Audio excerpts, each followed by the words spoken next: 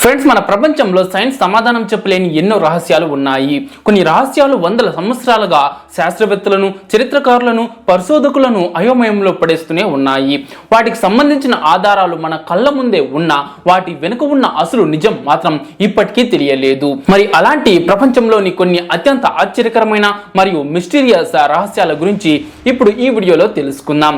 అయితే అంతకంటే ముందు ఈ వీడియోకి ఒక లైక్ చేసి మీ ఫ్రెండ్స్ కు తప్పకుండా షేర్ చేయండి. అండ్ మరీ ముఖ్యంగా మన ఛానల్ ను సబ్స్క్రైబ్ చేసుకునేసి పక్కన వచ్చే బెల్ ఐకాన్ క్లిక్ చేసి ఆల్ లో పెట్టుకోండి.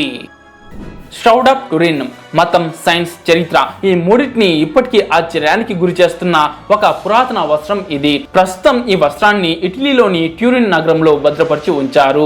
ఈ వస్త్రంపై పొడవాటి గడ్డం ఉన్న ఒక మనిషి యొక్క పూర్తి శరీర ముద్ర కనిపిస్తుంది. యేసుక్రీస్తు మరణం తర్వాత ఆయన శరీరాన్ని చుట్టిన వస్త్రం ఇదేనని ప్రపంచవ్యాప్తంగా కోట్లాది మంది క్రైస్తవులు నమ్ముతారు.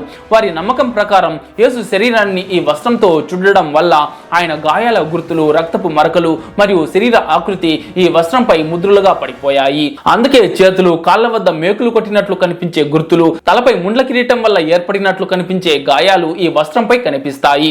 ఈ వస్త్రంపై ఉన్న రక్తపు మరకలను పరీక్షించిన కొన్ని పరిశోధనలు అవి మానవ రక్తమని, అలాగే ఏబీ పాజిటివ్ రక్తం యొక్క గ్రూప్ తో పోలికలు ఉన్నాయని సూచించాయి. అయితే అసలు మిస్టరీ ఏంటంటే ఈ వస్త్రంపై ఆ మనిషి శరీర ఆకృతి అంత స్పష్టంగా ఎలా ఏర్పడింది అనేదే.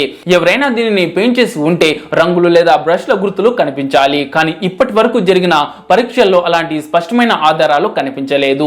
1988లో జరిగిన కార్బన్ డేటింగ్ పరీక్షల్లో ఈ వస్త్రం సుమారు 700 సంవత్సరాల నాటిది అని తేలింది. కానీ యేసుక్రీస్తు జీవించిన కాలం దాదాపు 2000 సంవత్సరాల క్రితం. దీంతో ఈ వస్త్రం నిజంగానే యేసుక్రీస్తుదేనా అనే ప్రశ్న మరింత చర్చగా మారింది. కానీ ఆ తర్వాత వేరే రీసెర్చర్స్ కాలుష్యం వల్ల ఆ రిజల్ట్ తప్పుగా వచ్చిందని చెప్పారు. కానీ ఇప్పటికీ దాని మధ్య వాదన నడుస్తూనే ఉంది.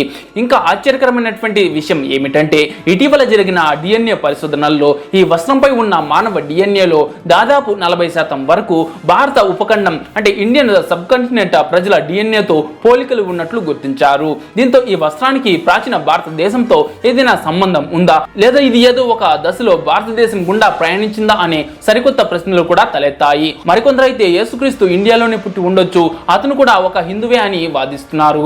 మరోవైపు యేసుక్రీస్తు శరీరం నుంచి వెలువడిన ఏదో అసాధారణమైన శక్తి లేదా కాంతి వల్లే ఈ ముద్ర ఏర్పడిందని కొందరు విశ్వసిస్తున్నారు. అసలు ఇది యేసుక్రీస్తుతో సంబంధం ఉన్న పవిత్ర వస్తువా, మధ్యయుగ కాలంలో తయారైన కళాఖండమా, లేక ఇప్పటికీ సైన్స్ కు అర్థం కాని ఒక రహస్యమా అన్న ప్రశ్నకు సమాధానం మాత్రం ఇంకా దొరకలేదు. అయితే షరౌడ్ ఆఫ్ ట్యూరిన్ ప్రపంచంలోని అత్యంత ఆసక్తికరమైన మిస్టరీస్ లో ఒకటిగా ఇప్పటికీ నిలిచిపోయింది. బెర్ముడా ట్రయాంగిల్, అమెరికాలోని ఫ్లోరిడా, బర్ముడా దీవి, ప్యూర్టోరికాలను కలిపే సముద్ర ప్రాంతాన్ని బెర్ముడా ట్రయాంగిల్ అని పిలుస్తారు. ప్రపంచంలోనే అత్యంత రహస్యవంతమైన ప్రదేశాల్లో ఇది కూడా ఒకటి. ఎందుకంటే గతంలో ఈ ప్రాంతంలో ఎన్నో ఓడలు, విమానాలు అదృశ్యమైనట్లు రికార్డ్స్ ఉన్నాయి. వాటిలో అత్యంత ప్రసిద్ధమైన సంఘటన 1945లో జరిగిన flight 19 case. 5 American navy bomber విమానాలు సాధారణంగా ట్రైనింగ్ మిషన్ లో ఉండగా తమ కాంపాస్ సరిగా పనిచేయటం లేదని రేడియో ద్వారా తెలియజేశాయి. ఆ తర్వాత కొద్దిసేపటికే ఆ 5 విమానాలతో ఉన్న సంబంధం పూర్తిగా తెగిపోయింది. మరింత ఆశ్చర్యకరమైనటువంటి విషయం ఏమిటంటే వాటిని వెతకడానికి వెళ్లిన రెస్క్యూ విమానం కూడా తిరిగి రాలేదు. అలాగే 1918లో 300 మందికి పైగా సిబ్బందితో ప్రయాణిస్తున్నటువంటి భారీ అమెరికన్ నౌక యుఎస్ఎస్ సైక్లోప్స్ కూడా ఎలాంటి అత్యవసర సంకేతం పంపకుండా ఇదే ప్రాంతంలో అదృశ్యమైంది. ఈ సంఘటనల తర్వాత బెర్ముడా ట్రయాంగిల్ ప్రపంచ వ్యాప్తంగా ఒక పెద్ద మిస్టరీగా మారిపోయింది. కొందరు పైలట్లు ఈ ప్రాంతంలో కాంపాస్లు విచిత్రంగా పనిచేస్తాయని, వాతావరణం ఒక్కసారిగా మారిపోతుందని చెప్పారు. బెర్ముడా ట్రయాంగిల్ లో కేవలం ఓడలు మాయమవడమే కాదు, అక్కడ సమయం కూడా తలకిందులవుతుందని కొందరు పైలట్స్ ప్రాణాలతో తిరిగి వచ్చి చెప్పారు. అక్కడికి వెళ్ళగానే ఆకాశం రంగు మారిపోతుందని, ఎలక్ట్రానిక్ వస్తువులు పూర్తిగా మొరాయిస్తాయని రికార్డ్స్ చెప్తున్నాయి. దీనికి గల కారణాలపై శాస్త్రవేత్తలు ఎన్నో ప్రయోగాలు చేశారు. ఇక్కడి సముద్రం కింద అతిపెద్ద అగ్ని పర్వతాలు ఉన్నాయని, అవి హఠాత్తుగా పేలినప్పుడు సముద్రంలో భారీ సుడిగుండాలు ఏర్పడి ఓడలను లాగేసుకుంటాయని ఒక థియరీ చెప్తోంది. అలాగే ఇక్కడి అయస్కాంత క్షేత్రాల వల్ల నావిగేషన్ దెబ్బతింటుందని, లేదా సముద్ర గర్భం నుంచి వచ్చే మీథేన్ గ్యాస్ వల్ల ఓడలు మునిగిపోతాయని సైంటిస్టులు అంటారు. కానీ ఇదంతా ఏలియన్స్ బేస్ అని, లేదా మునిగిపోయిన అట్లాంటిస్ నగరం యొక్క అడ్వాన్స్డ్ టెక్నాలజీ ఇప్పటికీ యాక్టివ్ గా ఉండడం వల్లే ఇలా జరుగుతుందని కొందరు నమ్ముతారు. కానీ ఇప్పటికీ ఈ బెర్ముడా ట్రయాంగిల్ అనేది ఒక మిస్టరీనే. Easter island moai statues. Pacific మహాసముద్రం మధ్యలో ఉన్న చిన్న ద్వీపమే ఈ ఈస్టర్ ఐలాండ్. ప్రపంచంలోని అత్యంత రహస్యమైన ప్రదేశాల్లో ఇది ఒకటి. ఎందుకంటే ఇక్కడ వందల సంఖ్యలో భారీ మోయి విగ్రహాలు నిలబడి ఉన్నాయి. వీటిలో కొన్ని 30 అడుగులకు పైగా ఎత్తు, 80 టన్నుల వరకు బరువు కలిగి ఉంటాయి. ఆశ్చర్యకరమైనటువంటి విషయం ఏమిటంటే అప్పటి ప్రజలకు ఇనుము పరికరాలు లేదా ఆధునిక యంత్రాలు లేకపోయినా కేవలం రాతి పనిముట్లతోనే ఈ అద్భుతమైన విగ్రహాలను చెక్కారు. ఈ ద్వీపంలో అప్పట్లో కూడా ప్రజలు నివసించేవారు. ఇప్పటికి వారి వారసులు ఇక్కడే జీవిస్తున్నారు. అయితే అసలు మిస్టరీ ఏంటంటే ద్వీపంలోని రానో రారాకు అనే గనిలో చిక్కిన ఈ 50 నుంచి 80 టన్నుల భారీ విగ్రహాలను తీర ప్రాంతాల దగ్గర ఉన్న వాటి చివరి స్థానాలకు ఎలా తరలించారు అనేదే. ఎందుకంటే ఈ విగ్రహాల్లో చాలా వరకు ద్వీపం చుట్టూ తీర ప్రాంతాల్లో వరుసగా నిలబెట్టబడి ఉన్నాయి. శాస్త్రవేత్తలు చెక్క దిమ్మెలు తాళ్ల సహాయంతో వాటిని కదిలించి ఉండవచ్చని భావిస్తుంటే స్థానిక పురాణాల ప్రకారం ఈ విగ్రహాలు స్వయంగా నడుచుకుంటూ తమ స్థానాలకు చేరుకున్నాయని చెప్తారు. మరో ఆశ్చర్యకరమైనటువంటి విషయం ఏమిటంటే మనకు బయట కనిపించేది కేవలం తల మాత్రమే అయినప్పటికీ ఈ విగ్రహాల కింద పూర్తి శరీరాలు కూడా భూమిలో పూడుకుపోయి ఉన్నాయి. ఈ విగ్రహాలు సాధారణ శిల్పాలు కాదు, తమ పూర్వీకుల ఆత్మలను ప్రతిబింబించే పవిత్ర చిహ్నాలని రాపానుయి ప్రజలు నమ్మేవారు. ఇవి గ్రామాలను రక్షించే ఆధ్యాత్మిక శక్తిని కలిగి ఉన్నాయని వారు విశ్వసించేవారు. అందుకే చాలా మోయి విగ్రహాలు సముద్రం వైపు కాకుండా ద్వీపంలోని గ్రామాల వైపు చూస్తూ ఉంటాయి. అందుకే మోయి విగ్రహాల అసలు కథ, వాటి నిర్మాణ రహస్యం మరియు వాటి వెనుక ఉన్న నాగరికత గురించి ఎన్నో ప్రశ్నలు ఇప్పటికీ సమాధానం కోసం ఎదురు చూస్తూనే ఉన్నాయి.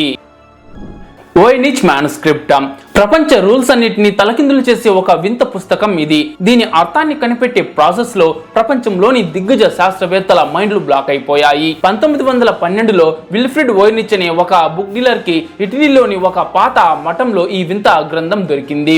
ఇందులో 240 పేజీలు ఉన్నాయి. కొన్ని పేజీలు ఆల్రెడీ మిస్ అయి ఉన్నాయి. రేడియో కార్బన్ డేటింగ్ చేసి చూస్తే ఇది క్రీస్తు శకం 1400 నుంచి 1440 మధ్య రాశారని తేలింది. అంటే దాదాపు 600 ఏళ్ల నాటి హిస్టరీ అన్నమాట.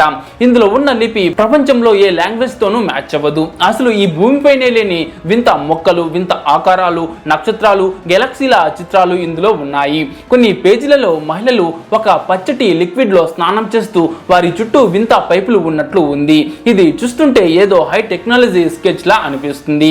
ఈ పుస్తకానికి సంబంధించి మరో వింత ఏంటంటే ఇందులోని అక్షరాలు చాలా ఫ్లోయింగ్ గా, ఎక్కడ ఒక కొట్టివేత కూడా లేకుండా రాసి ఉన్నాయి. అంటే రాసిన వ్యక్తి ఎలాంటి ఆలోచన లేకుండా ఒకే ఫ్లోలో రాసుకుంటూ వెళ్ళిపోయాడు. సాధారణంగా కోడ్ లాంగ్వేజ్ రాసేటప్పుడు ఆలోచించి రాస్తారు కాబట్టి తప్పులు దొరుకుతాయి. కానీ ఇందులో ఒక తప్పు కూడా లేదు.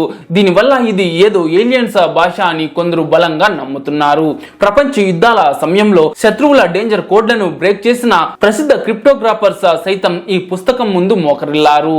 నేటి సూపర్ కంప్యూటర్స్, ఏఐ కూడా దీని వెనుక ఉన్న లాజిక్ ను పట్టుకోలేకపోతున్నాయి. ఇది ఏలియన్స్ మెసేజ్ అని కొందరు, అంతరించిపోయిన ప్రాచీన వైద్య గ్రంథమని మరికొందరు అంటారు. నాజ్కా లైన్స్ పెరులోని నాజ్కా ఎడారిలో మట్టి రాళ్ల మధ్య గీసిన భారీ డిజైన్స్ ఇవి. నేలపై నిలబడి చూస్తే ఇవి నార్మల్ గుంతల్లాగానే అనిపిస్తాయి.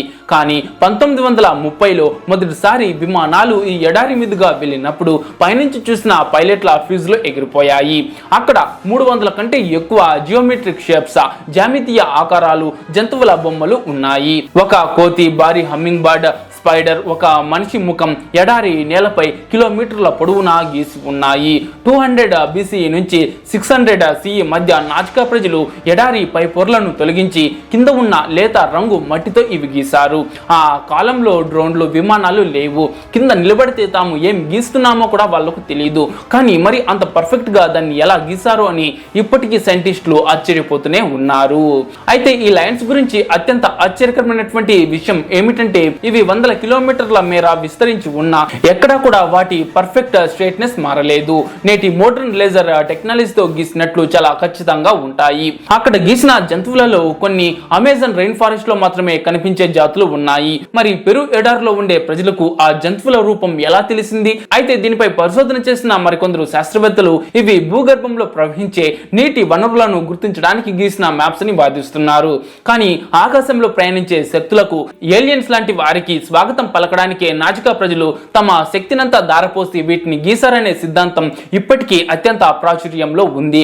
అంటే ఏలియన్స్ ల్యాండ్ అవ్వడానికి గీసిన రన్వేలే ఇవి అని అందరూ బలంగా నమ్ముతున్నారు. సో ఫ్రెండ్స్, ఈ మిస్టరీలపై మీ అభిప్రాయం ఏంటో కమెంట్ లో చెప్పండి. అండ్ మరీ ముఖ్యంగా ఈ వీడియో మీకు నచ్చింటే ఒక లైక్ చేసి మీ ఫ్రెండ్స్ కు తప్పకుండా షేర్ చేయండి.